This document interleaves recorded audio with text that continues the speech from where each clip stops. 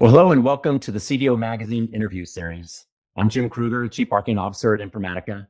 And today I have the pleasure of speaking with Mark Clare, the Chief Data Officer at Quest Diagnostics. So as you work across your organization with different functions across the team, how do you engage with them and how do you read out value to them, and how often? What's your process? I think you have a hub and spoke type process that you guys follow. Maybe you can talk a little bit more about that. Well, and I find hub and spoke very kind of traditional. Most of us still follow it to some degree. And the world of data mesh and data products, the spokes become a little blurry because a core CDO might own some spokes, but other spokes may be owned by the business. But if you look at whether it's the foundational core of data products, a risk control framework, or AI, what is that activity or that strategy, and the strategy then broken down into programs, projects, and activities? What is that enabling? And so that I guess I'm fortunate. In my CDO roles, I've reported to CIOs, one COO, and several CDOs. So I've always been forced to think in terms of what we're enabling in the business and how to track and report that.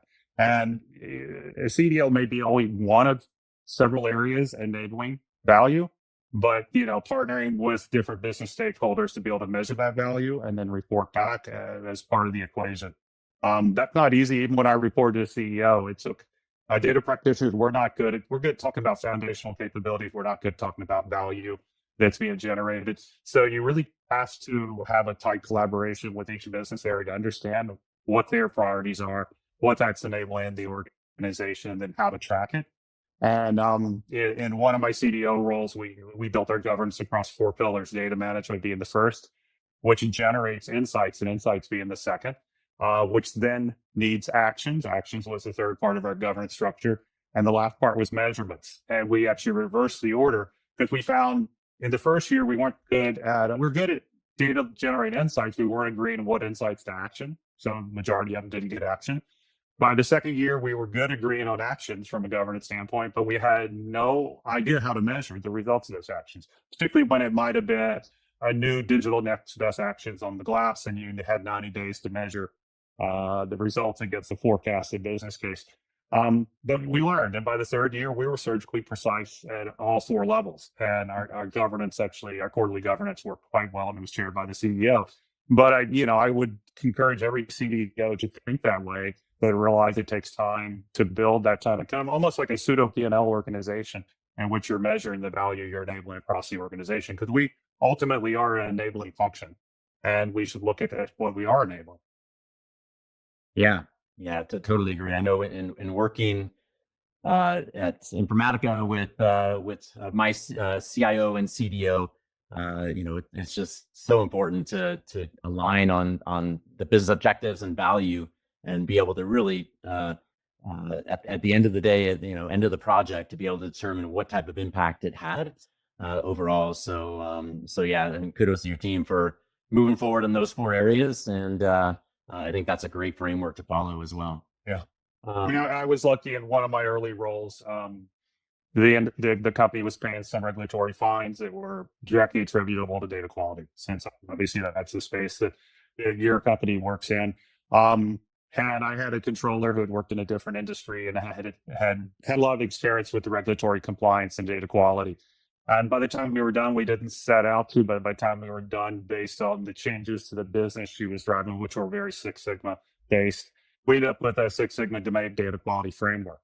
Mm-hmm. That was a little easier because the controller was the one paying the regulatory fines. So we knew exactly what the annual penalties had been over 3 years, which we could build a business case around. It was a significant investment because my perspective is data doesn't stand on its own in any industry. It's an input and output to a process. So therefore, if you want to improve the quality, you better improve the process or have transparency into the process and where the processes may be creating issues. But in that particular program, which was a multi-year data quality program, we had a business case that said we're going to avoid X percentage of these fines at the end of the program, and therefore we need Y amount of investment. And then that was the equation. that built a very, very disciplined root cause analysis type of domain program. Not every company's going to have those penalties. So you really have to dig into what's the impact and then prioritize work. Believe it or not, probably the number one quality issue I've seen in my career is sourcing the wrong data. That's not a business process issue. That's not a technology issue. That's a data analyst process issue and understanding the data across the organization and how to source it. So, I can also try to bring this back to from experiences in the past. What's the number 1, 2, 3 issue, particularly for data quality? Tackle those first. Those are the low-hanging fruit, and then pick up on the other root causes over time. Yeah, we have a saying at Informatica: everybody's ready for AI except for your data. And I think there's a lot of organizations that are heading down the path of implementing AI without really making sure their data is in order. And that means you have to take, a couple steps forward and then many steps backward if you don't do that. So I think that's a really good point.